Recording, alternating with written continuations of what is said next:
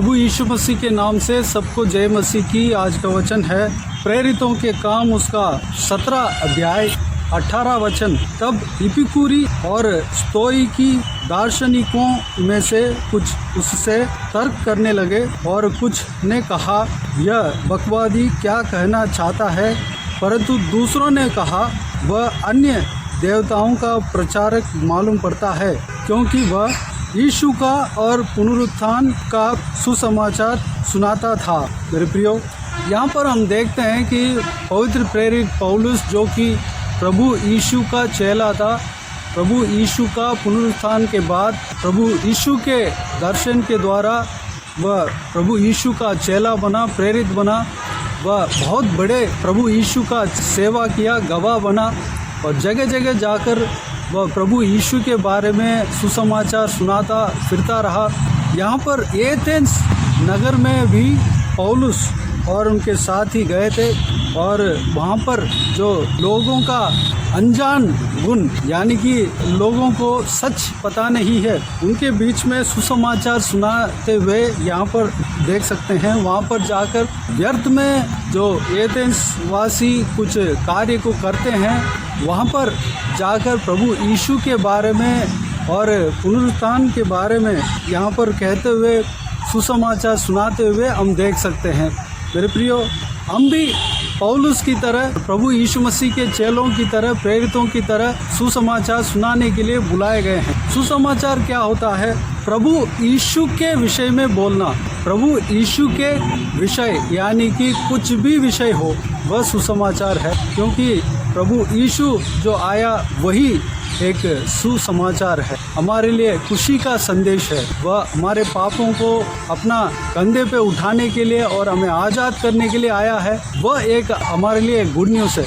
उस good news को हमें बताना है, यीशु के विषय में बताना है। हमारा जीवन में प्रभु यीशु जो कार्य किया है उसको बता सकते हैं और प्रभु यीशु का जीव काल में उनका सेवा कार्य, उनका अद्भुत काम, उनका प्रचार, उनका दृष्टांत, वो सब कुछ कहकर प्रभु यीशु के विषय में बता सकते हैं। और प्रभु यीशु का जो कुर्बान, जो हमारे लिए, जो उद्धार के लिए जो उन्होंने कार्य किया, वह क्रूस पर मारा गया, गाड़ा गया, तीसरे दिन मुर्दों में से जी उठा, वह स्वर्ग में उठा लिया गया और आज भी वह जीवित है, उनका कार्य आज भी हो रहा है।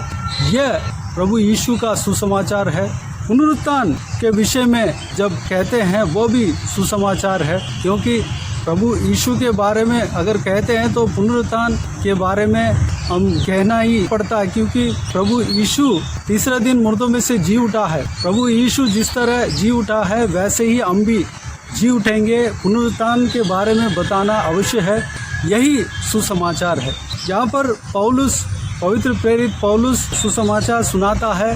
केवल एथेंस में नहीं, कई जगह पर जहाँ जहाँ जाता था वहाँ पर जाकर प्रभु यीशु मसीह का चेला, केवल पतरस ही नहीं बल्कि सारा चेले जो प्रेरित कहलाते थे, वह सब सुसमाचार सुनाया। कौन सा सुसमाचार सुनाया? प्रभु यीशु का सुसमाचार सुनाया, पुनरुत्थान का सुसमाचार सुनाया। अगर हम किसी को अगर सुसमाचार सुनाना है प्रभु यीशु के विषय में और पुनरुत्थान के विषय में, जो पवित्र बाइबल में जो कहा गया है, पवित्र शास्त्र में जो कहा गया है, वचन के अनुसार, वचन जिस तरह कहता है वैसे हम कहेंगे तो वह सुसमाचार है। अगर आप सेवा करना चाहते हैं, इस विषय को हमें पालन करना है।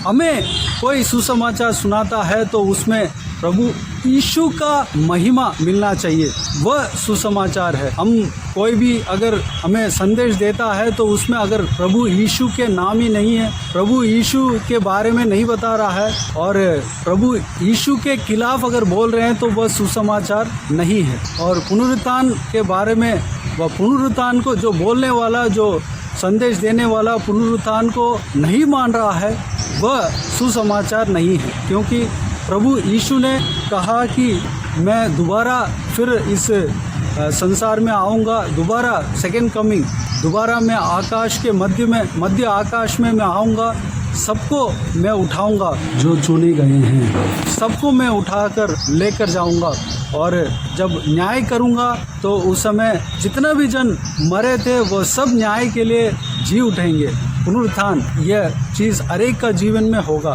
फिर न्याय होगा। मेरे प्रियो, इस बात को अगर कोई नहीं मान रहा है, इनकार कर रहा है, तो वह सुसमाचार नहीं है। इस बात को हमें जानना है, प्रभु यीशु का वचन को हमें पढ़ना है, और कोई भी अगर सुसमाचार सुनाता है उसमें प्रभु यीशु का महिमा के लिए वो संदेश अगर नहीं है तो वह सुसमाचार नहीं है। प्रभु यीशु के खिलाफ अगर वह सुसमाचार, अगर प्रभु यीशु का खिलाफ है तो वह सुसमाचार नहीं है। सुनने वाला जो कोई भी सुनते हैं वह हमें चौकस रहना चाहिए, जो हम भरमाया जाना नहीं चाहिए। हम जो कुछ भी सुनते हैं, प्रभु के दास कहकर कोई भी आते हैं, संदेश सुसमाचार सुनाता हूँ बोलकर कोई भी अगर कहते हैं, उसमें वह प्रभु के वचन के अनुसार नहीं है, तो वह उस पर हमें चौकस रहना है। वह वचन के अनुसार है कि नहीं, उसको हमें जांचना है। मेरे प्रियो, इस बात पर हमें गौर करना है, इस बात को हम अपने ध्यान में रखना है। अगर हम प्रभु यीशु का गवाही देते हैं, कहीं भी प्रभु यीशु के बारे में बोलते हैं, तो प्रभु यीशु का महिमा के लिए हम बोलते हैं। अगर सुसमाचार सुनाते हैं तो प्रभु यीशु के बारे में जब हम बोलते हैं वह सुसमाचार है। जहाँ कहीं भी हम प्रभु यीशु के बारे में और उनका मारा जाना, गाड़ा जाना, तीसरे दिन मुर्दों में से जी उठना, इस बात को हम बोलते हैं तो वह सुसमाचार है। वह दूसरों के लिए सुसमाचार है, जो सुनने वाला है उनके लिए सुसमाचार है। वह पापों से उद्धार पाने के लिए वह उनके लिए गुड न्यूज़ है, क्योंकि कोई भी जन पाप करता है तो उसका दंड मिलना यही एक न्याय है, एक धर्म है, एक व्यवस्था है। उस व्यवस्था को पूरा करना ही होगा। उस इंसान को अगर बचाना है तो उसके लिए कोई एक दंड लेना चाहिए, उसके लिए कोई एक खून लहू बहाना चाहिए। उस काम को प्रभु यीशु ने किया है, उनका दंड को प्रभु यीशु ने उठाया है, वह उस दंड से बच गया, तो उनके लिए वह सुसमाचार हो गया। वह दंड से बचा, उनको जीवन मिला। प्रभु यीशु जीवन देने के लिए आया है। उनके जीवन में प्रभु यीशु अगर आएगा तो उनके लिए जीवन मिल गया, नया जीवन मिल गया। वह उनके लिए सुसमाचार है। मेरे प्रियो, इस बात पर हम ध्यान रखें, अगर हम सुसमाचार सुनाते हैं तो प्रभु यीशु के विषय में हम बोलना चाहिए, प्रभु यीशु को मेंशन करना, क्योंकि पूरा पवित्र बाइबल में प्रभु यीशु मध्यस्थ है। प्रभु यीशु ही उसमें शुरू से लेकर अंत तक प्रभु यीशु के बारे में ही कहा गया है।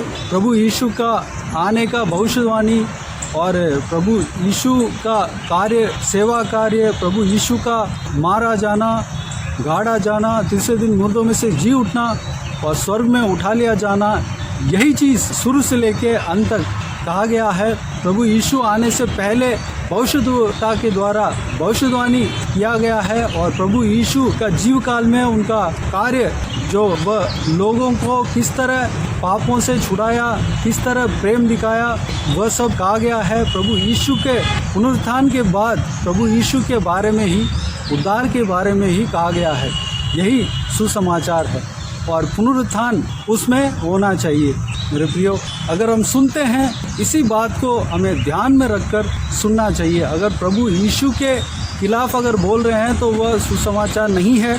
प्रभु यीशु के महिमा के लिए अगर नहीं बोल रहे हैं लेकिन कह रहे हैं कि वह सुसमाचार सुना रहे हैं, तो वह भी, उसमें भी सुसमाचार नहीं है। अगर प्रभु यीशु के खिलाफ अगर बोल रहे हैं तो वह सुसमाचार नहीं है।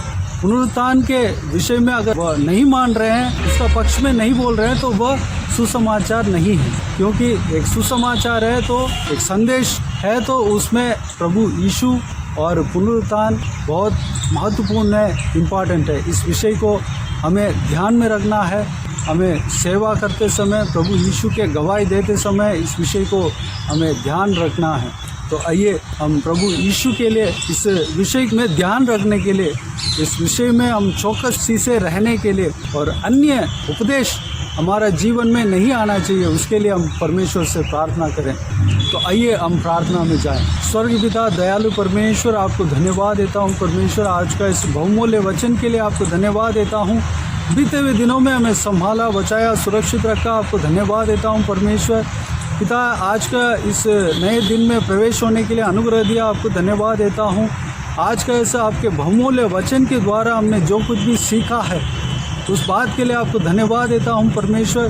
पिताजी, भरमाने वाली बात परमेश्वर हमारे जीवन में नहीं आने पाए परमेश्वर, भरमाने वाली बातों को हम जगह नहीं देने पाए पिता, अनुग्रह देना पिता। अगर कोई सुसमाचार सुनाता है तो परमेश्वर उसमें जिस तरह आपके पवित्र वचन में कहा गया है उसमें हालेलुया आपके महिमा मिलना चाहिए, आपके बारे में बोलना चाहिए और पुनरुत्थान के बारे में बोलना चाहिए, पुनरुत्थान के संबंध में होना चाहिए और प्रभु यीशु के महिमा के लिए होना चाहिए। प्रभु यीशु मसीह के बारे में जो बोलते हैं, प्रभु यीशु मसीह को महिमा करते हैं, उसी सुसमाचार को, उसी संदेश को हम सुनना चाहिए परमेश्वर।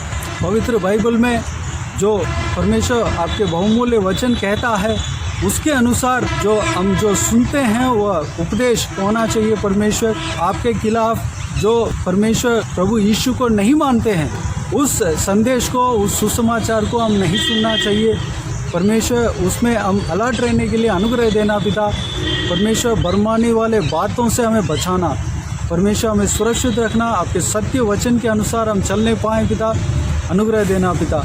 हम जहाँ कहीं भी आपके गवाही देते हैं, आपका सुसमाचार सुनाते हैं परमेश्वर, वहाँ उसमें आपके नाम के महिमा के लिए हर एक सुसमाचार होना चाहिए, आपके नाम उसमें होना चाहिए, आपके कार्य उसमें होना चाहिए।